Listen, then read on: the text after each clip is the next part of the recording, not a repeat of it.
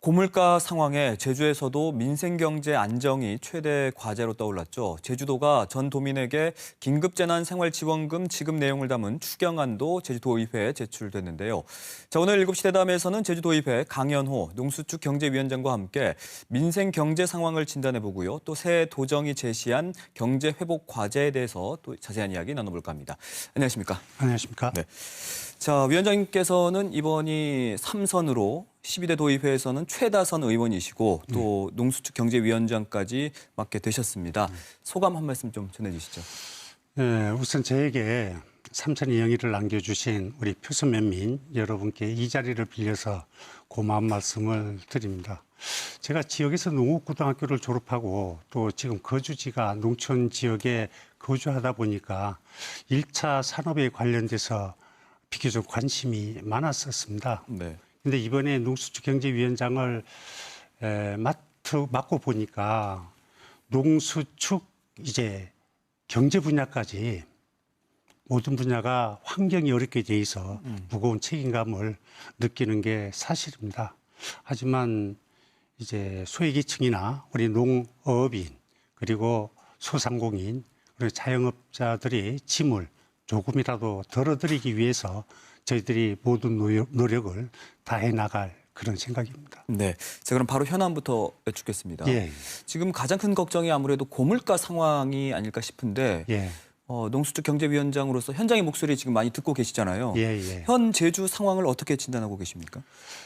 지금 전국 이제 평균 소비자 물가 상승률이 6%인데 반해서 우리 제주 지역인 경우에는 지금 7.4%로 전국의 17개 광역 지자체 중에서 가장 높은 상승률을 기록을 하고 있습니다.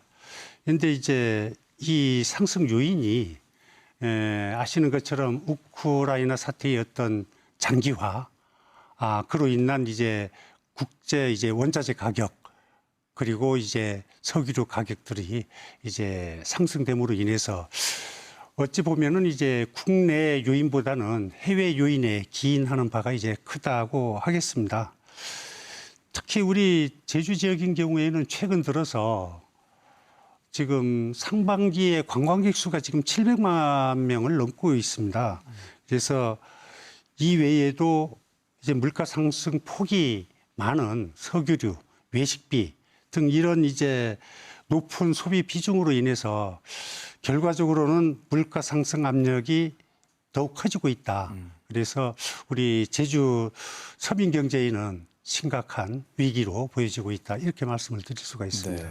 다음 주면 새로 출범한 민선 8기 제주도정의 추경안을 심사를 하게 될 텐데 또 관심이 쏠리는 건 민생경제 회복을 위한 전 도민 대상 긴급재난생활지원금이 아닐까 싶어요. 어쨌든 한 사람당 10만 원씩 지급하는 내용을 담고 있는 거죠? 예, 맞습니다. 그래서 이와 관련해서 지난 금요일이죠, 지난주 금요일에 우리 제주도와 제주도 의회가 긴급 이제 정책 간담회를 가졌죠. 네. 이 자리에서 이 지원금과 관련해서 서로 의견을 주고 받았는데 상당히 어려운 우리 도민들에게 재난지원금 이제 10만 원씩 지급하기로 최종적으로 이제 합의를 봤습니다. 다만 농업인이나 이제 소상공인, 자영업자들에게 두터운 지원을 해주는 것을 전제로 해서 이제 탐나는 전으로 1인당 10만 원씩 지급하는 것으로 돼 있고 오늘 마침 이제 도에서 일회 추경 예산안이 지금 의회에다 제출이 돼 있고 네. 다가오는 21일서부터 29일까지 예산안 심사가 계획이 돼 있습니다.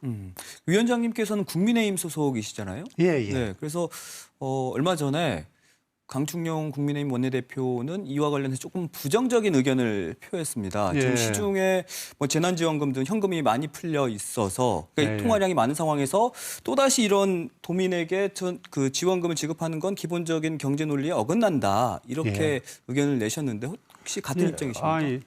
물론 이제 충분한 이유가 있습니다. 이 전도민 지원금이 물가 상승에 이제 그 요인이긴 합니다. 요인이긴 하는데 이제 우리 민생 안정 등의 선순환 등도 우리가 고려하지 않을 수가 없다. 그래서 결과적으로 10만 원씩 지원하는 것으로 이렇게 결정이 났다라고 말씀을 드릴 수가 있습니다. 그럼 이 과제에 대해서 혹시 위원장님께서 생각하시는 대안이 따로 있을까요? 대안이 특히나 우리 그 강충용 의원님께서 지난번에 이 자리에 나와서 그 말씀 주신 내용은 전도민 재난지원금을 지급을 하다 보면은 내년도쯤에는 지방채 발행을 할 것이 아니냐 하는 우려를 한 바가 있습니다. 그래서 아직까지는 도에서 이런 계획들이 발표가 되지를 않고 있기 때문에 지금 2년 반 이상 우리 도민들이 어려움을 겪었지 않습니까? 네. 그래서 우선은 민생 안정의 선순환을 먼저 생각해야 될 때가 아닌가 그렇게 생각을 합니다. 네. 제주도에서 지금 물가와 관련해서 물가대책위원회를 운영하고 있지 않습니까?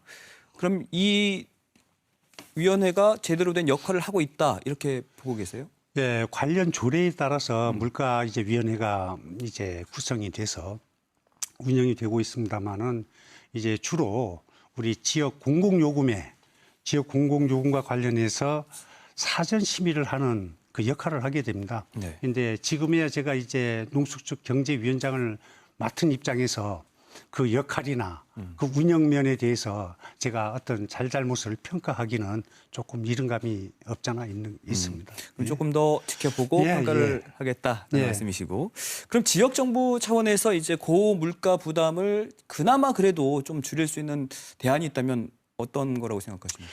그래서 이 물가 상승이 지금 여러 경로를 통해서 지금 얘기되고 있는 부분이 금년도 하반기에도 계속 이어질 것으로 많은 분들이 예상을 하고 있습니다. 네. 그래서 결과적으로 이 서민 경제에 직결되는 이제 공공요금에 대한 이제 억제 내지는 이제 동결 이런 부분들이 좀 필요하다라고 생각을 하고 특히나 이제 지자체 차원에서 농축수산물이 이제 수급 관리가 절대적으로 필요하다 이런 생각을 갖습니다.